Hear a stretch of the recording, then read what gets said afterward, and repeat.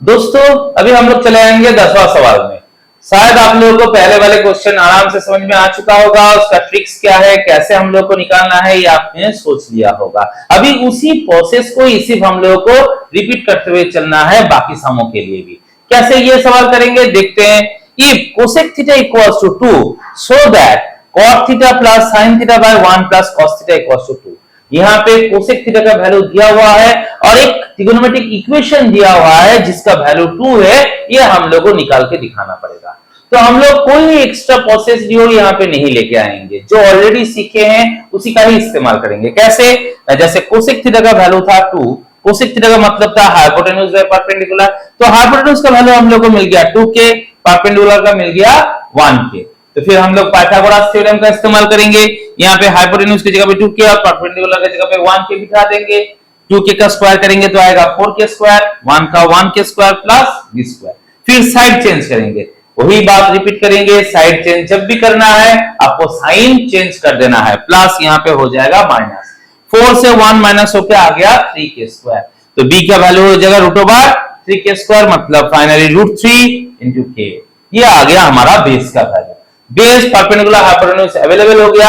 अब इक्वेशन में जो जो ट्रिगोनोमेट्रिक टर्म हमारे थे दिए हुए, पहले हम लोग उसका वैल्यू निकाल लेंगे। जैसे cot थीटा, cot थीटा का मतलब होता है बेस बाय परपेंडिकुलर, तो बेस का वैल्यू क्या रहा था ना √3k, परपेंडिकुलर था 1k, k कैंसिल, रिजल्ट आ गया √3। नीचे 1 लिखने का जरूरत नहीं है। sin थीटा का था परपेंडिकुलर बाय हाइपोटेन्यूज, परपेंडिकुलर का था 1k, हाइपोटेन्यूज का था 2k, k कैंसिल, तो आ गया 1/2। cos थीटा का था बेस बाय हाइपोटेन्यूज, बेस का वैल्यू था √3k, हाइपोटेन्यूज का 2k, k कैंसिल, रिजल्ट आ गया √3/2। ऐसे करके पहले जितने भी ट्रिगोनोमेट्रिक टर्म हमारे सवाल में लगेंगे उसका वैल्यू हम लोग फाइंड आउट कर लेंगे। अब क्या करना है, LHS पार्ट जो लेफ्ट हैंड साइड था उसको हम लोग नोट डाउन किए, that is cot theta plus sin theta by 1 plus cos theta. Value हम लोग निकाल के ही रखे थे, उसको पुट कर देंगे। cot थीटा की जगह पे √3, sin थीटा की जगह पे 1/2 और cos थीटा की जगह पे √3/2। अब एक सिंपल फ्रैक्शन के कैलकुलेशंस का जो तरीका होता है उसको हम लोग फॉलो करेंगे। क्या तरीका होता है? जब फ्रैक्शनल पार्ट रहता है तब उसका एडिशन सब्ट्रैक्शन करने के लिए पहले हम लोग को डिनोमिनेटर का एलसीएम निकालना पड़ता है। यहाँ पे देख रहे हैं एक ही डिनोमिनेटर है, वो क्या है 2, तो उसका एलसीएम 2 ही होगा।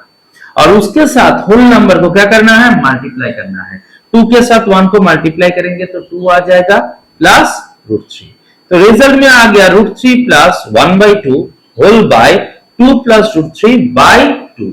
ऊपर में भी बाय में 2, नीचे में भी बाय में 2, ये 2 कैंसिल हो जाएगा।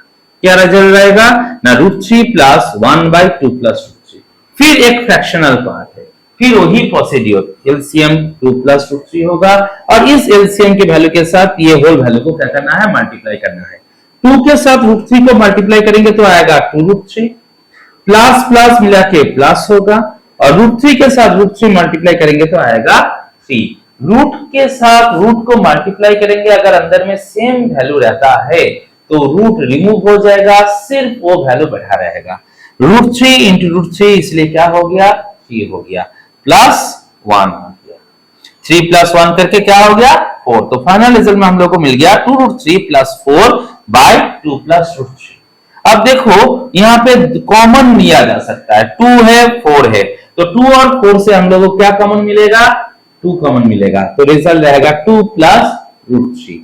नीचे में भी रहेगा 2 प्लस √3। ऊपर में नीचे में देख रहे हैं सेम वैल्यू आ चुका है, प्रोडक्ट में है, तो हम लोग इसको क्या कर सकते हैं, कैंसिल कर सकते हैं, तो रिजल्ट बचा रहेगा 2 और यही हमारा राइट हैंड साइड था।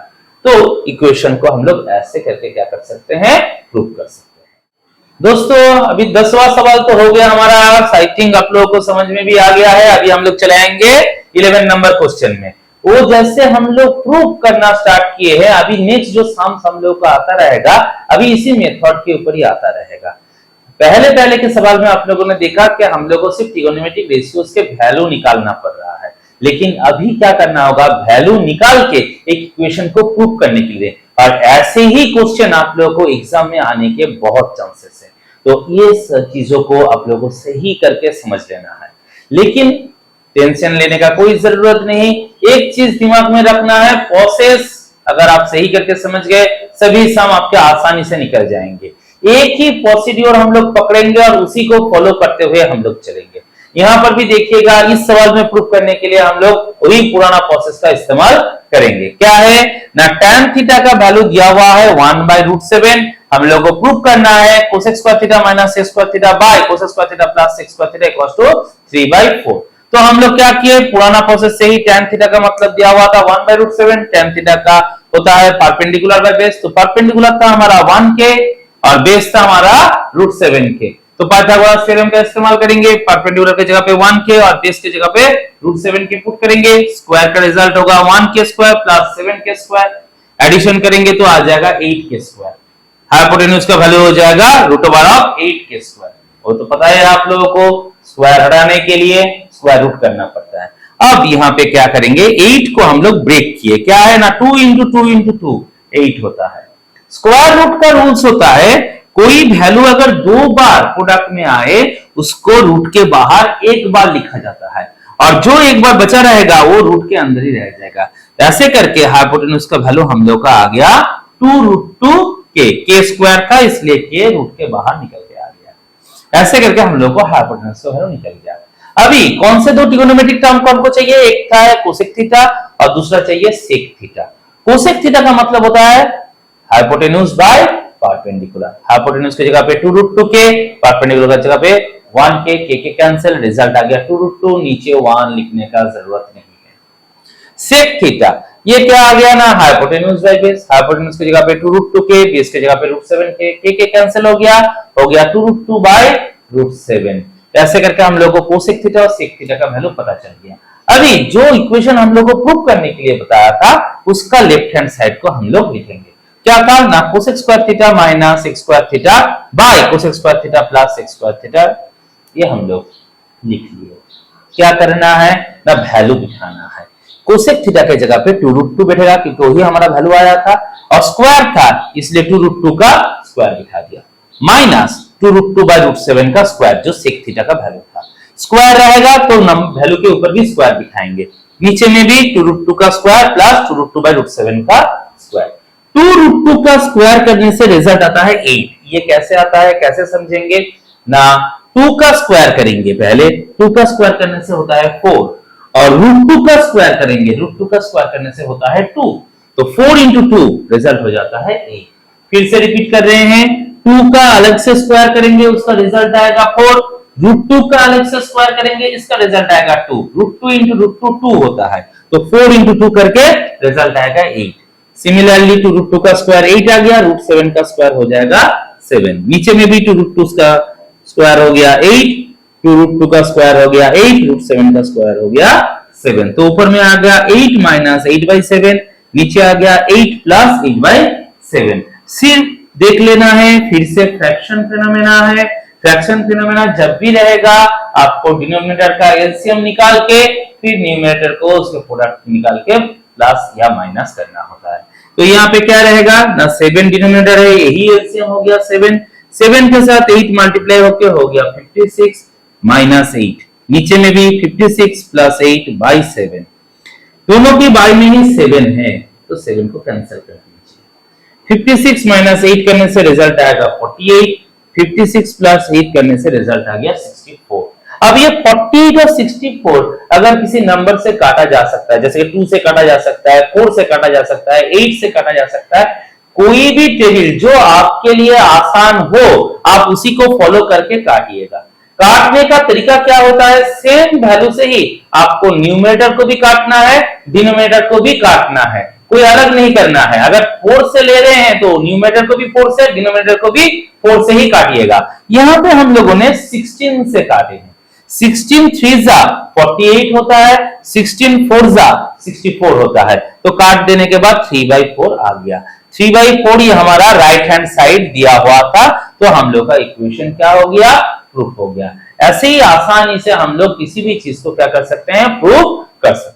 दोस्तों इससे पहले के सवाल आप लोगों को अच्छे तरीके से समझ में आ गया होगा, अगर ना भी आए कोई दिक्कत नहीं, बाकी हम जब करते रहेंगे धीरे धीरे आप लोग जब प्रैक्टिस करोगे और भी आसानी से समझ में आ जाएगा। चलिए अब लोग हम चलते हैं हमारे क्वेश्चन नंबर 12 में।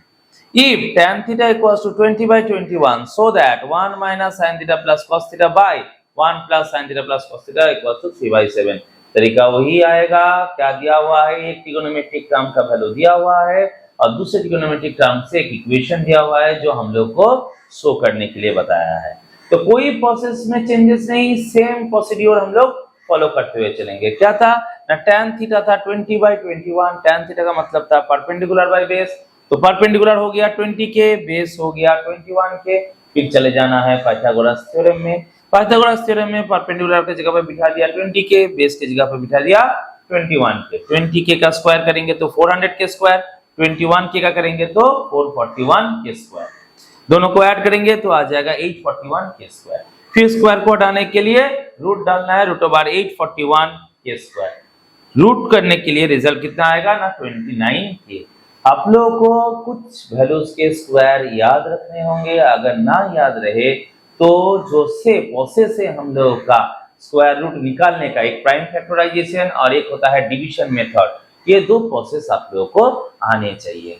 बाद में हम उस चीज के लिए भी आप लोगों के साथ डिस्कस कर लेंगे, लेकिन यहाँ पे हम दिखा देते हैं कि ये प्रूफ कैसे हुआ था ना। साइन थीटा का भी वैल्यू हम लोग निकालेंगे, क्योंकि यहाँ पे ट्रिगोनोमेट्रिक टर्म में हम लोग को साइन थीटा और कॉस थीटा का वैल्यू पता होना चाहिए। तो यहाँ से हम लोग साइन थीटा निकाल रहे हैं, परपेंडिकुलर बाय हाइपोटेन्यूज।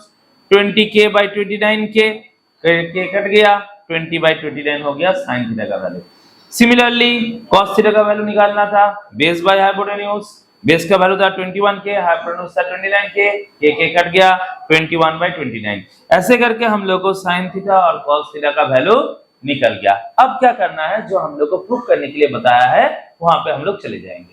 पहले लेफ्ट हैंड साइड को पुट करेंगे। क्या था ना, 1 minus sine theta plus cos theta by 1 plus sine theta plus cos theta. यहाँ पे हम लोग साइन थीटा और कॉस थीटा का वैल्यू पुट कर देंगे।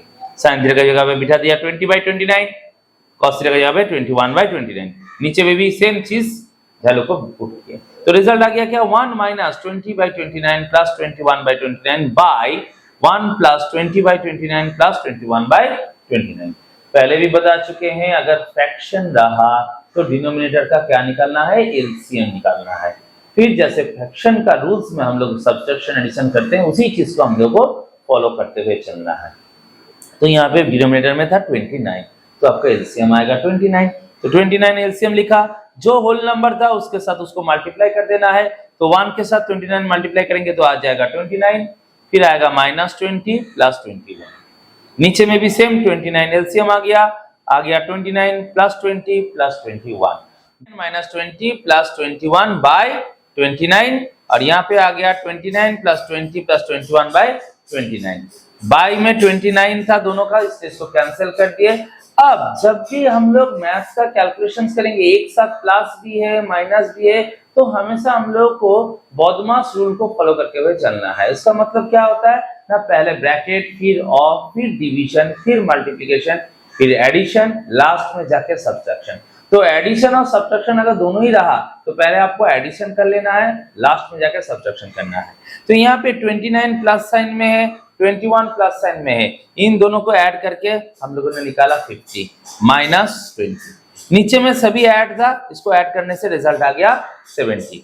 50 से 20 को माइनस करेंगे तो हो जाएगा 30, 0 0 कैंसिल हो जाएगा, रिजल्ट आ जाएगा 3/7। तो हम लोग को प्रूफ करने में भी क्या दिया था, आरएचएस पार्ट में 3/7, तो आरएचएस पार्ट हम लोग का आ गया 3/7। तो हम लोग को ये रेशियो क्या हो गया, प्रूफ हो गया।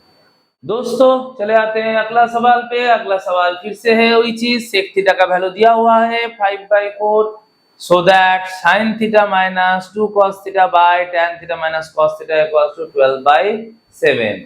फिर से देखिए, एक ट्रिगोनोमेट्रिक रेशियो का वैल्यू दिया हुआ है और 4 ट्रिगोनोमेट्रिक रेशियोज को लेके एक इक्वेशन दिया हुआ है प्रूव करने के लिए। तरीके में कोई चेंजेस लाने का जरूरत नहीं, जो नॉर्मल प्रोसीड्यूर सीख रहे हैं उसी चीज को फॉलो करते हुए चलेंगे। चले आए, sec theta equals to 5/4। Sec theta का मतलब था हाइपोटेन्यूज बाय बेस, हाइपोटेन्यूज का वैल्यू हो गया 5 के, बेस का हो गया 4 के। तो पाइथागोरस थ्योरम का इस्तेमाल कर देंगे, हाइपोटेन्यूज की जगह पे 5 के बिठा दिया, बेस की जगह पे 4 के, स्क्वायर करेंगे तो आएगा 25 के square equals to p square plus 16 square. फिर साइड चेंज करना है, प्लस साइन था, साइड चेंज करने से माइनस हो जाएगा। 25 के स्क्वायर से 16 के स्क्वायर माइनस करेंगे तो आ जाएगा 9 के स्क्वायर। फिर स्क्वायर को हटाने के लिए क्या करेंगे, स्क्वायर रूट ओवर 9 के स्क्वायर, इसका रिजल्टेंट आ जाएगा 3k। तो परपेंडिकुलर का वैल्यू हम लोग को आ गया 3k। अब रेशियोज अवेलेबल हो गए।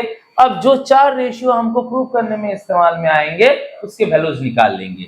साइन थीटा के जगह पे आ जाएगा परपेंडिकुलर बाय हाइपोटेन्यूज, तो 3k by 5k, k cancel 3/5। cos theta का बेस बाय हाइपोटेन्यूज हो जाएगा 4k by 5k, k cancel 4/5। tan theta का हो जाएगा perpendicular by base 3k by 4k, k cancel 3/4। cot theta का हो जाएगा base by perpendicular, that is 4k by 3k, k cancel हो जाएगा 4/3। ऐसे करके हम लोग को चार ट्रिगोनोमेट्रिक रेशियोज के वैल्यू मिल गए। अब इसको हम लोग को बिठाना है प्रूफ करने की जगह पे। क्या था ना, LHS को लिख लेते हैं, sin theta minus 2 cos theta by tan theta minus cot theta. sin theta का वैल्यू बैठ गया 3/5 माइनस 2 इनटू cos थीटा का वैल्यू 4/5। tan थीटा का जगह पे 3/4 माइनस cot थीटा का जगह पे 4/3। पहला काम है इस मल्टीप्लाई को कर लेना, तो रिजल्ट क्या आएगा 3/5 माइनस 8/5 होल बाय 3/4 माइनस 4/3। जब भी फ्रैक्शन रहेगा तरीका सेम, डिनोमिनेटर का क्या निकालना है, एलसीएम निकालना है, फिर ऊपर का न्यूमरेटर के वैल्यू को उसको कन्वर्ट कर लेना है उस हिसाब से। तो क्या कर रहे हैं, यहाँ पे देख रहे हैं दोनों के डिनोमिनेटर में 5 है, तो एलसीएम आ गया 5, ऊपर में था 3 माइनस 8, तो 3 माइनस 8। जब डिनोमिनेटर में आ रहे हैं, यहाँ पे देख रहे हैं दोनों वैल्यू सेम नहीं है, 4 और 3 है, तो 4 और 3 को हम लोग क्या करेंगे, एलसीएम निकालेंगे। 4 और 3 का एलसीएम होता है 12, क्योंकि यहाँ पे कोई कॉमन फैक्टर 1 के अलावा नहीं है, इसलिए डायरेक्टली दोनों को मल्टीप्लाई करने से ही उसका एलसीएम निकल आता है। तो यहाँ पे आ गया 12। अब क्या करना है, ये जो डिनोमिनेटर पार्ट था उससे एलसीएम को डिवाइड करना है। जैसे 4 से 12 को अगर डिवाइड करेंगे तो आएगा 3, उससे हम लोग को न्यूमरेटर को मल्टीप्लाई करना है, तो 3 के साथ 3 को मल्टीप्लाई किया तो हो गया 9 माइनस, फिर डिनोमिनेटर में क्या था 3 से 12 को डिवाइड करेंगे तो आएगा 4 से 4 को मल्टीप्लाई करेंगे हो जाएगा 16। फ्रैक्शन का कैलकुलेशंस का यही तरीका होता है, जब डिनोमिनेटर का एलसीएम निकाल लेंगे उसके बाद डिनोमिनेटर से एलसीएम को डिवाइड करके जो क्वोशिएंट आएगा उससे न्यूमरेटर को मल्टीप्लाई करके हम लोग को लिखना होता है। तो उस हिसाब से हम लोगों ने इसको अरेंज किया। अब क्या है ना, 3 माइनस 8 करने से रिजल्ट होता है -5, तो ये हो गया -5/5, डिवाइड वाला सिंबल डाल दिए, 9 से 16 को माइनस किए तो हो गया -7/12। फिर इस डिवाइड को मल्टीप्लाई में जब कन्वर्ट करेंगे उसके बाद वाला जो फ्रैक्शन रहेगा उसका रेसिप्रोकल कर देंगे। तो क्या किया, इसलिए जब मल्टीप्लाई लिखा तब इसको -7/12 की जगह पे कर दिया, -12/7 आ गया हमारा वैल्यू। क्या हो गया, 5 कैंसिल हो गया, रिजल्टेंट में -1 आ गया, माइनस के साथ माइनस मल्टीप्लाई करेंगे हो जाएगा प्लस, तो +12/7। तो यही हो गया हमारा आरएचएस का वैल्यू। तो हमारा सॉल्व हो गया सवाल।